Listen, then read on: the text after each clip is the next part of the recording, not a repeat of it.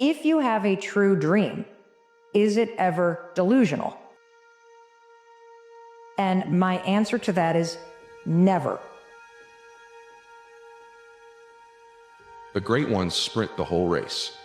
That's not that they don't rest. You know what I mean. What I'm saying is there's a pace. If you think something's far away, you act like it. See, most people don't lack vision. They have a vision. If you ask them, hey, do you want to be rich or poor? The average person would probably say rich. Do you want to make a big difference in the world or make none? I'd like to make a difference. You can't wish your problems away. It won't get easier. It won't happen faster. And you won't get closer by wishing. The magic you're looking for is in the hard work you've been avoiding. Before you do anything, just ask yourself, will my future self care about this? In a day, in a week, in a month, in a year, will I be happy, proud, glad that I did this thing? Ask yourself, can I learn something from doing this? Can I get something out of this? Will I remember this tomorrow or in a week? Because you cannot lose when it's your time to win. Move the needle forward, even by a fraction of a centimeter. Even if it takes a fucking microscope to see the difference, move the needle forward. Changing your life is not about these massive leaps. It is about that 1% difference day over day, week over week, month over month, year over year. All those tiny little details, all those tiny little improvements in aggregate is what makes the giant difference. All these people out here thinking they're gonna change their life in a single week or a single month or 90 days, they are fucking delusional. The minute that it gets hard for them, they are going to quit and go back to exactly who they were. But if you can learn to love those micro differences and you put all of your stock in those tiny little differences, you will change your life. Because those tiny little differences are the ones that stick. The people that change their entire personality overnight will never stick to that. You move the needle by a fraction of a percent every single day and you do not fucking go backwards. If you commit to that for the next 10 years of your life, I guarantee that your life will look so different you won't even fucking believe it. If I could work that hard every day, being blessed with the physical tools that I have, what would my career be? And I made a promise to myself from that day that I was going to work that hard every single day so that when I do retire, I have no regrets. And that was the most important thing for me, is to leave no stone unturned, get better every single day. And if I lived that way, then over time, I'd have something that was beautiful. But that was my philosophy. It seems like a pretty simple one, but if you live your life to just get better every single day, you do that for 20 years, what do you have?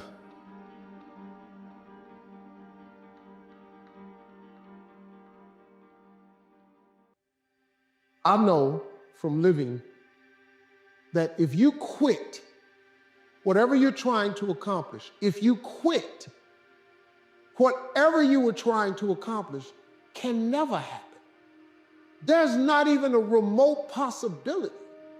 If you quit, there is no chance of it popping back up again, coming back later. Quitting is guaranteed failure. Only those that can see the invisible can do the impossible. You have to be able to see what doesn't exist in order to be able to pull off or achieve what in most people's minds seems to be impossible. Only those that can see the invisible, being able to see what's not there. What is your vision? What is your idea? What was that God-sent dream? And so whatever the volcano is, you have the capacity to take that volcano on, the capacity to jump in it and find your true identity. Here's another thing that keeps a lot of people from taking on the volcanoes and jumping into the challenges that they're confronted with: the fear of making mistakes or not feeling good enough. Guess what? You're gonna make some mistakes. You're gonna make a lot of mistakes. Guy said this, and it's true. He said the person who has never made a mistake hasn't done anything. Success and failure are generally slow processes. Either slowly building things up or gradually tearing them down. And that's why I say you've got to pay attention. You have to watch. You have to watch every single second. Because those seconds, they turn into minutes. And minutes turn into hours, and hours turn into days, and days turn into years. I may be weak. I'm going through something. It doesn't change who I am. What I'm going through does not change who I am. You're gonna make some mistakes if you want to do something out here. You're gonna fall flat on your face. You're gonna be criticized when you come out into the arena called life. You're gonna feel awkward and stupid and dumb sometimes. It goes with the territory.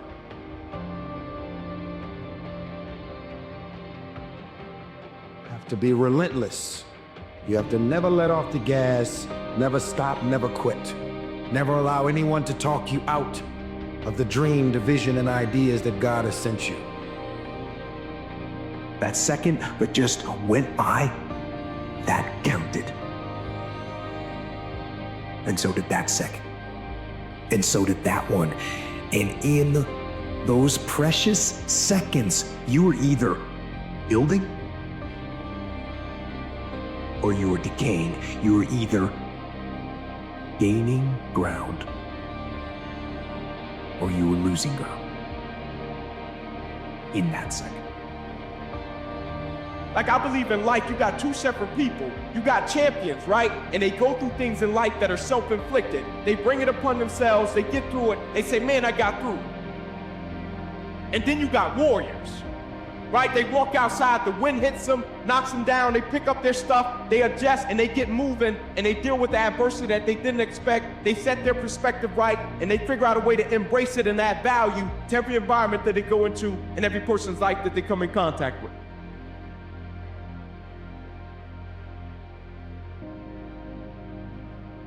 Now, when you're trying, you're going to fail. But quitting, just stopping, that was the number one thing I understood. And then number two, you have to make sure that your dreams, your aspirations and goals are so big that not accomplishing them is not an option. God didn't bring you in this world to be average. God didn't bring you in this world to wake up and die one day and just be another person that lived and died and didn't do anything significant in this world. Let me say something. It's very important that you listen to this. Most of you,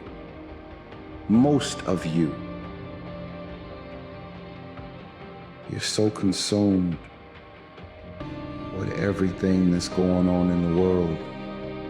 This is the reasons you haven't figured out your own life yet. You can never shine trying to sit on someone else's sun. You can never figure out who you are if you're consumed in everything that everybody else is and what they're doing and the moves that they're making. When you are struggling with what to do, who you are, what's your next move, you are in an identity crisis. You are struggling with just who you are. See, you have not discovered who you are. You have to discover who you are in order to move you forward. Every single day.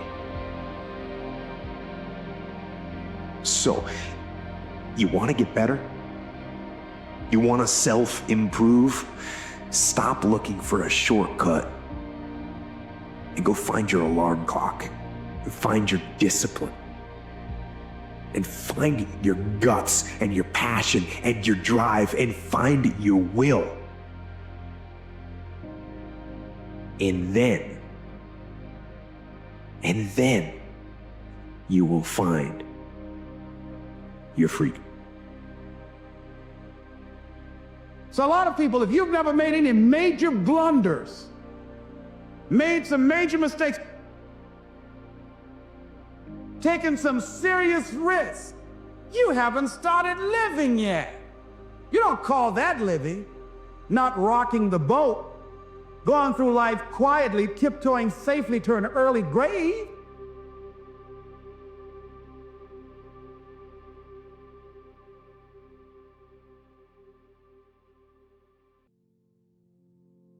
You almost have to be insane a little bit to have such blind faith in something that you can't see. The most important question to ask yourself is, what pain are you willing to endure in your life, rather than what pleasure do you want? So whatever pursuit it is that you're going through, whatever challenges are placed in front of you, realize that there is value in stepping outside of their comfort, that on the other side of discomfort is something valuable. We're told that worthwhile things are difficult to attain, because if they weren't difficult to attain, they wouldn't be worthwhile. If you want it, you gotta go get it. It's not about today, it's about the future. You do the work now. Do the work now, and all of this shit that you could ever want to do for your family, your kids, your loved ones, it's all gonna be on a whole nother stratosphere. Live short. Go harder than you did last year.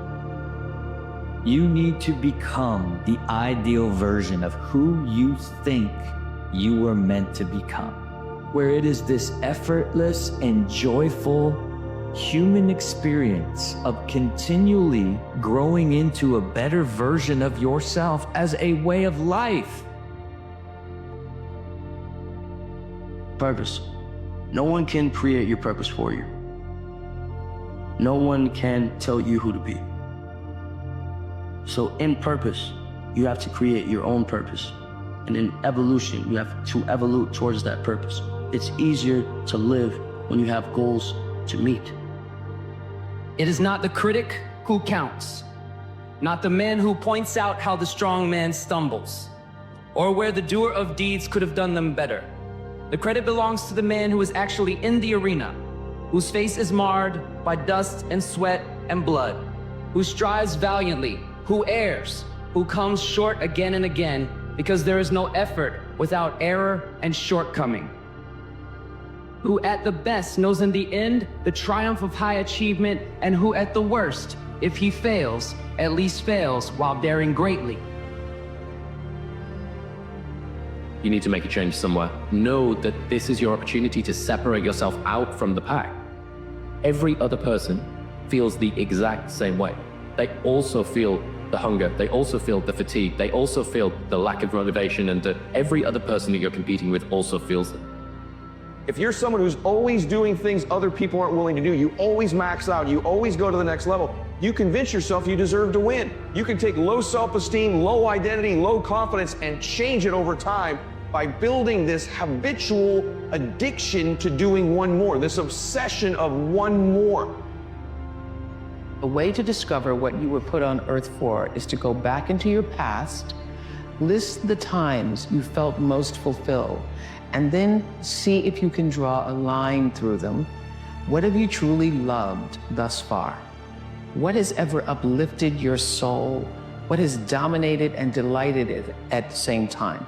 Assemble these revered objects in a row before you, and perhaps they will reveal a law by their nature and their order, the fundamental law of your very self. Fall in love with what you have to do. The motivation is love. You're starting to see it even before it happens. When you fall, don't beat yourself up. Begin again, over and over and over again. And people think that law of attraction is something they can believe in or not believe in, when in reality, it's happening whether you recognize it or not. Because if you go back and track your thoughts and you audit your thoughts honestly, you are living the existence that you believe you deserve to live right now. So when you learn to control that, just like we're talking about this, through learning, accepting as true, and then practicing the skill set, you get better and better and better and better. There's so much value in what you unlearn. Sometimes the best thing you can do is unlearn some things. We're all always going after learning something new, that we want to learn. But sometimes your biggest breakthrough is in what you unlearn and then you relearn. You have to disrupt that soil in order to plant a new seed to grow a new fruit. Worrying about what everybody else is doing, stop looking at what everybody else is doing, and stay focused on what it is that you feel God has called you to do specifically. That's your greatness, that's where your power is. The most important thing in the world is what you believe about yourself. That's the most important thing. Your entire experience is fabricated out of what you believe about yourself. Failure has made me who I am today. Failure gives you two choices. You stay down or you get up.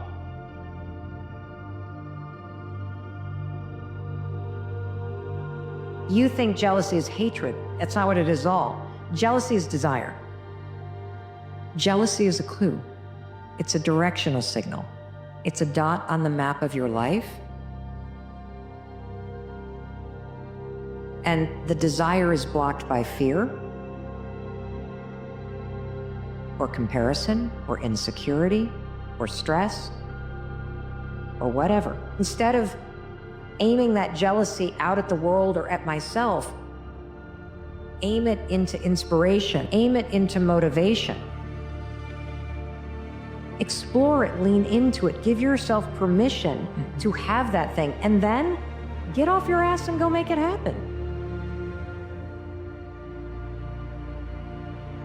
Just don't quit today. Tomorrow will take care of itself. Whatever we got to do tomorrow, just don't quit today. Little step. Tiny step. Tomorrow. What are we going to do? Well, I don't know, but I'm not going to do that today. Just today. All right? Just make one good decision today. When you go to sleep at night, think about your goals for the coming day. Make a list for each day of all the goals, the little goals you're going to accomplish that day. Keep a journal and write down your goals on a regular basis. When you're driving through the day, think about your goals. When you're talking to other people, think about your goals. You see, you do become what you think about most of the time. You do achieve what you think about most of the time. So all successful people think about their goals most of the time.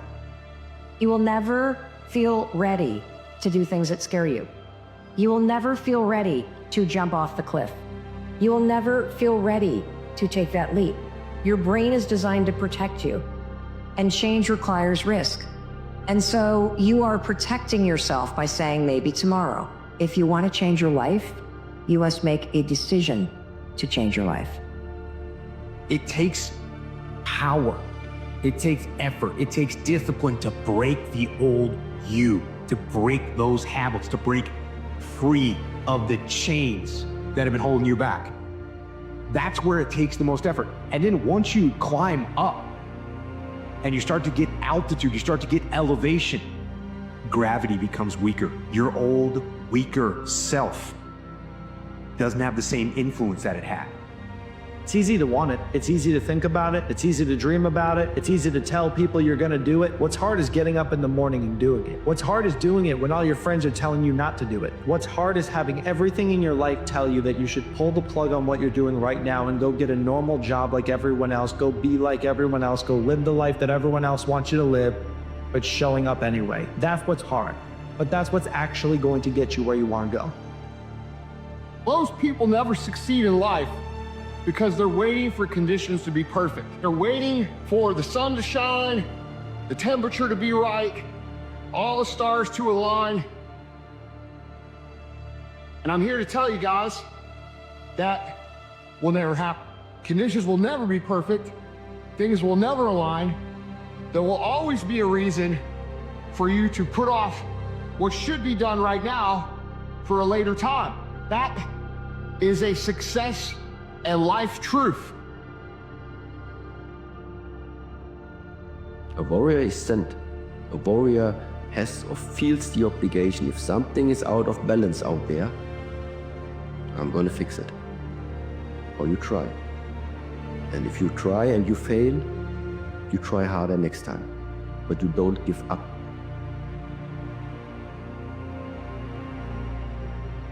Starting tomorrow, what are you going to do that'll make a change in your life's direction? Good question. What are you going to do starting tomorrow that'll make a difference? Now see, if you don't do something starting tomorrow that'll make a difference, guess what? It's gonna be the same. And see, that way you can guess what the next 5 years are gonna be like. Look at the last 5. Because the next 5 are gonna be like the last 5 unless you, major key, tomorrow, change it all. Or change a little, or change something, or don't change. It's choice time. You can do whatever you want.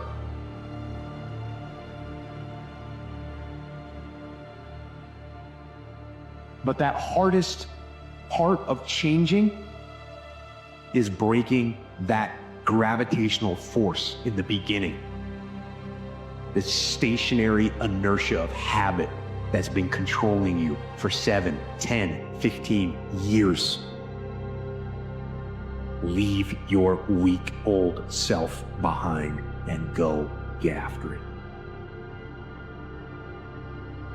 Everybody has a turn back moment. You have a moment where you could go forward or you can give up.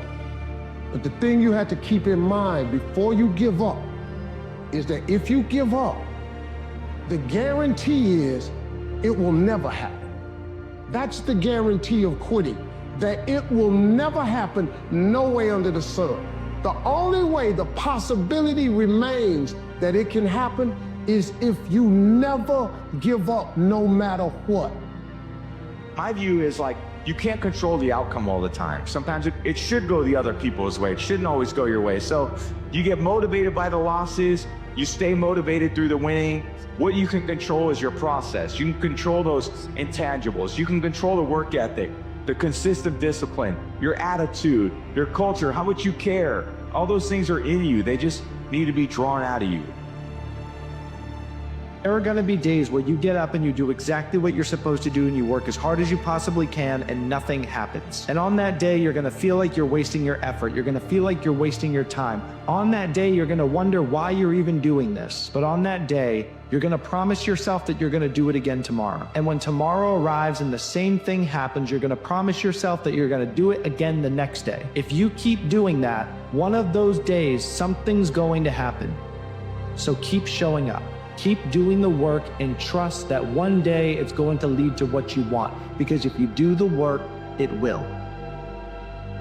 If you will change, everything will change for you. If you will get better, everything will get better for you. If you'll change your philosophy, if you'll change your habits, if you'll refine your thinking, if you'll change and accept some new disciplines, if you'll turn the corner, where you've been in the past, go for a new life for the future, all kinds of remarkable things will happen for you if you will change.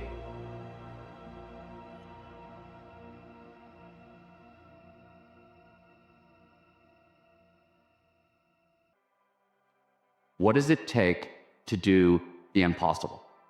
What does it take to achieve paradigm shifting, never seen before breakthroughs?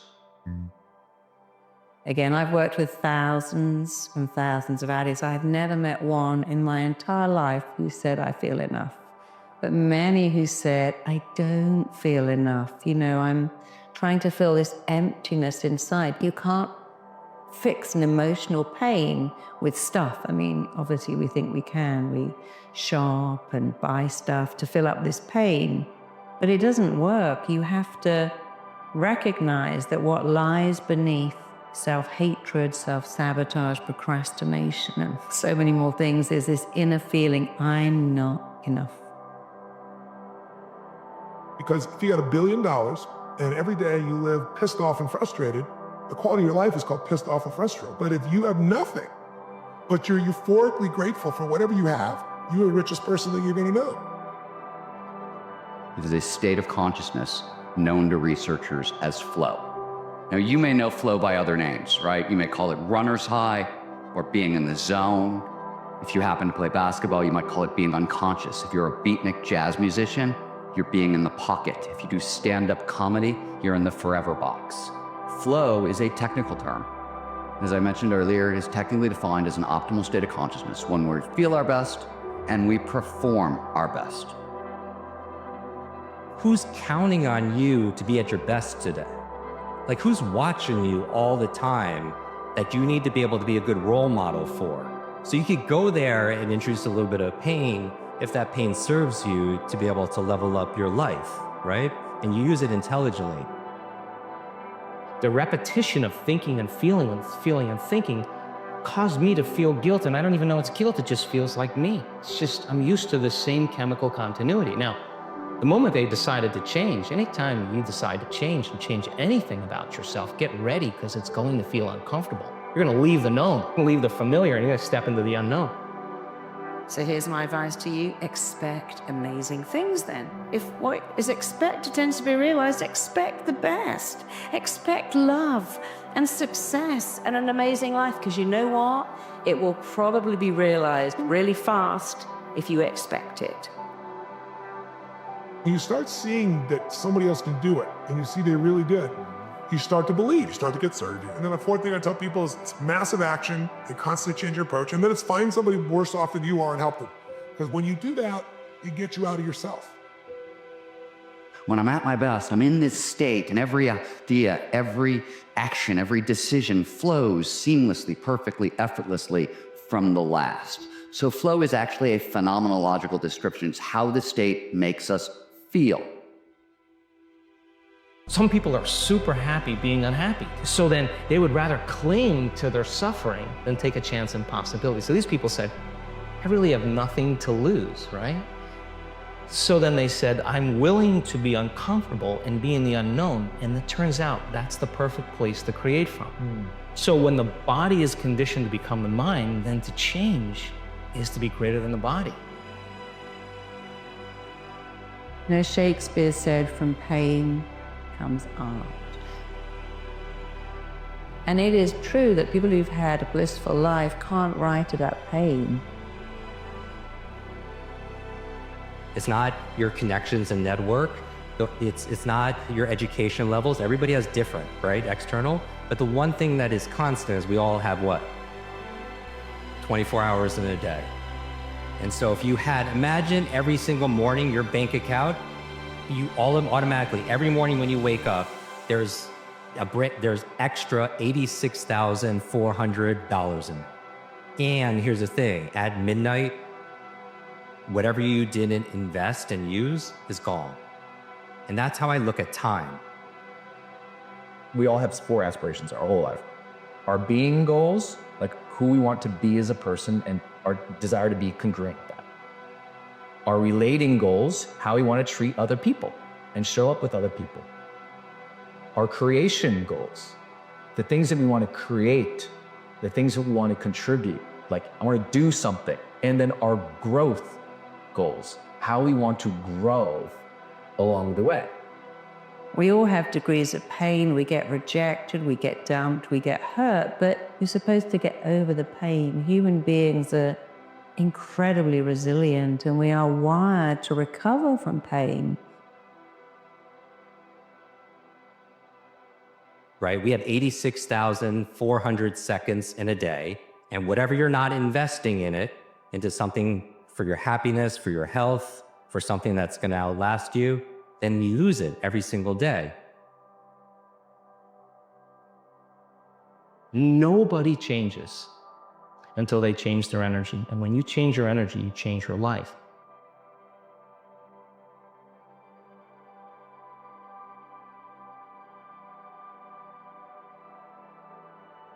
I'm useless, I'm spectacular, I'm terrified, I'm delighted. And by the way, fear and excitement are exactly the same.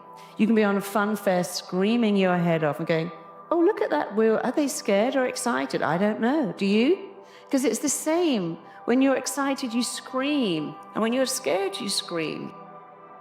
You think about most of your fears, most of your anxieties, very few of them are in the right here, right now. They're usually horrible things that happened in the past that we'd like to avoid happening again in the present, or there's scary things that maybe could happen in the future, right? And we'd like to steer around it. When we end up in the deep now, when time gets shut down in the flow state, anxiety disappears. Your stress hormones flood out of your system. I want to be a good person who's congruent and proud of myself. I want to relate with other people so there's deep, real, meaningful connections, love, and care. I want to create things that I feel like draw out my passions and make a difference. I want to grow into the best person I can. If we all have that same thing, what's the difference makers? Usually two things. Number one, did you take command? And the other thing is community, the people that you're around.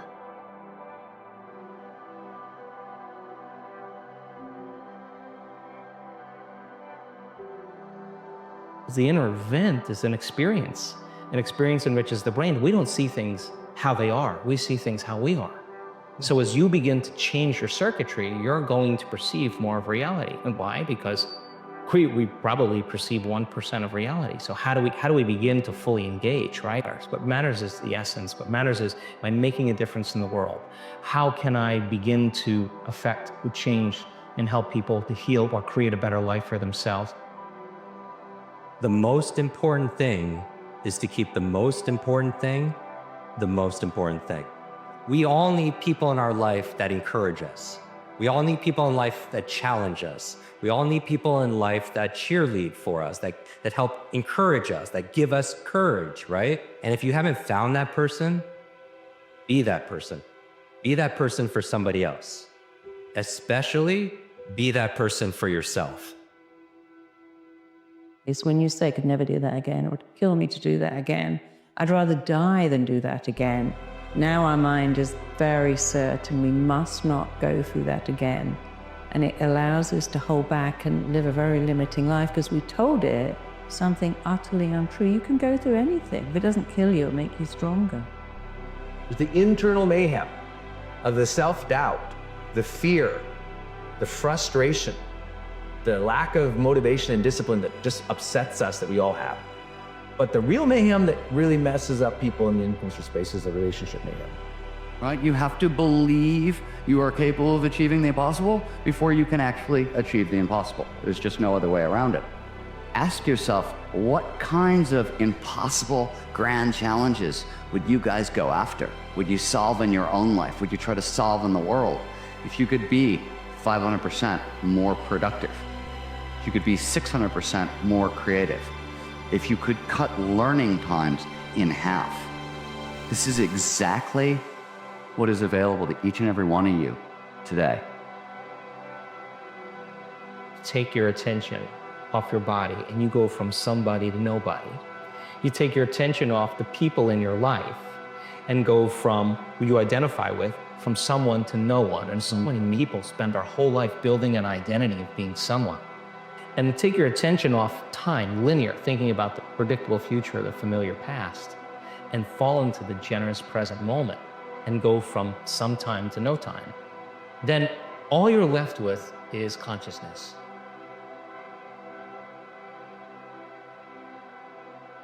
You know, like living your dreams, let's be really frank, can be scary. But you know what's scarier? Not living.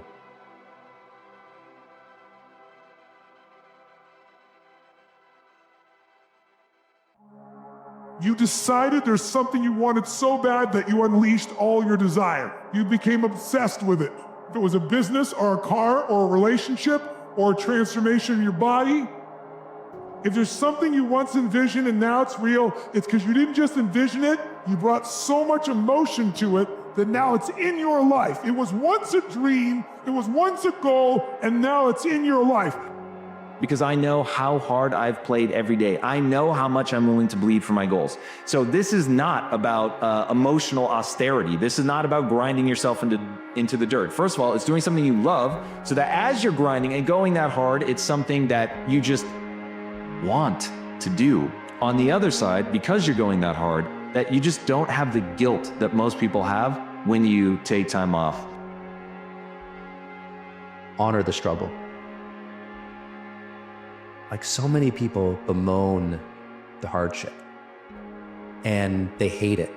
And I'll say, anything you apply hate to quickly dies. You got a dream and you're hating the process, you apply hate to the process, the dream's gonna die. Be very careful of what you put hate or things too. And most people do that with hardship. And I've always seen hardships like, I'm going to honor this process. I'm going to honor that this is difficult because that is precisely what's needed.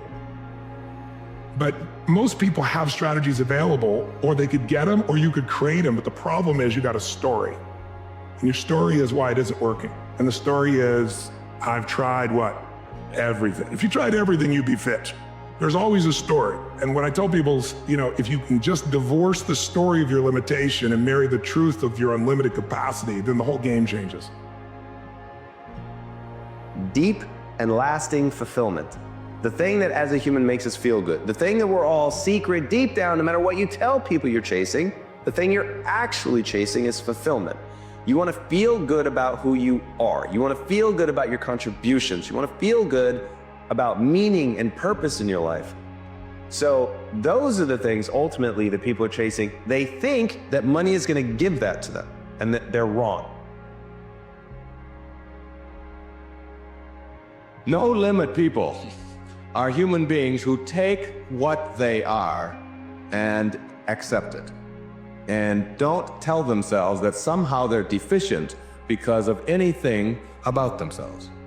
It's this idea of taking your life in your own hands and being the kind of person that you choose to be, and understanding that everything that comes your way is an opportunity, is a blessing. And it wasn't until I learned how to celebrate virtually everything that came my way that I was able to transcend it.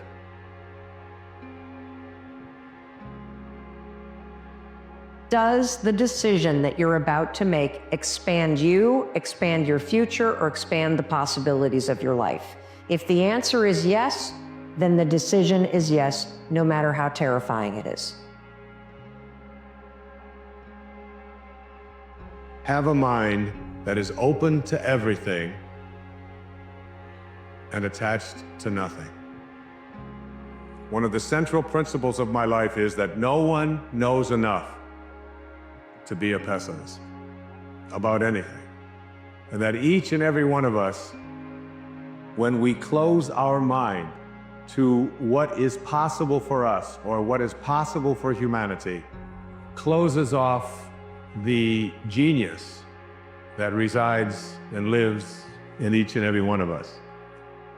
Truth is, life will never be joyous unless you break the joy.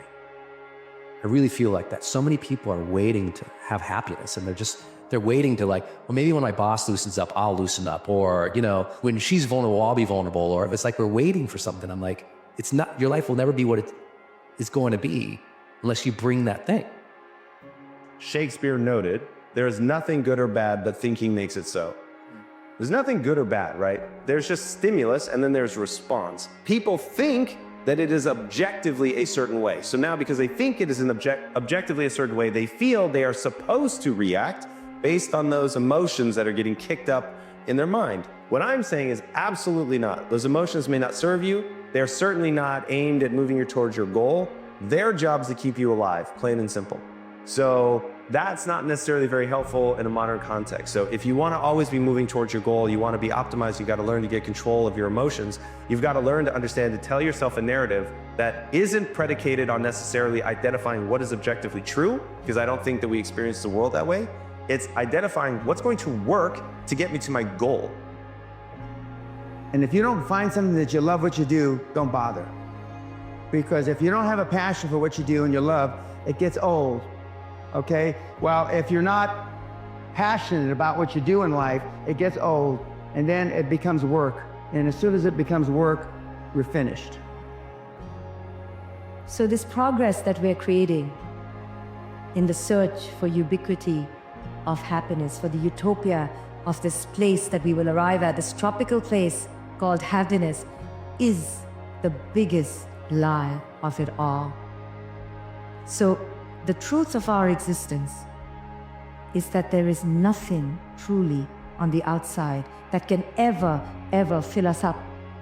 A lot of you feel stuck because you're waiting for some kind of external force to either push you and pressure you to change and to be great and to be amazing, or you're waiting for somebody to give you permission, or then likely no one's coming. The only kind of force that will truly create change in your life is you, the internal kind of force. I hate to say it, but for those of you that feel really, really stuck, and you keep thinking that somebody's got to pick me, it's ridiculous. This is external versus internal force. He said, then there are those who reach a stage in which they realize the futility of this constant striving, struggling for the things that perish. Things which, after they are obtained, prove to be shadows. It is at this stage that some persons turn from this seeking for things in the outer realm to a seeking for them from God. Taking the focus in my life off of the things, the accomplishments, the acquisitions, reputation, ownership, which we begin to identify ourselves as.